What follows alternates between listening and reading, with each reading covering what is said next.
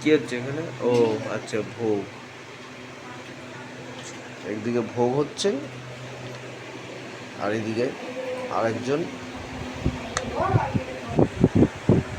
ফল কাটছে। ওরে বাবা, হ্যাঁ এ তো বিশাল রান্না রাঁধুনি, দেখি। এ বাবা, এ তো মঞ্চে উঠে। আরে একজন বসুনি, এই যে এই যে দেখুন কিভাবে ইনি বসে থাকবেন, আমি দাঁড়িয়ে। ওই যে আবার উঠেছে মঞ্চে। মঞ্চে আপনার কি ঠাকুরের ভোগ রান্না হচ্ছে মঞ্চে।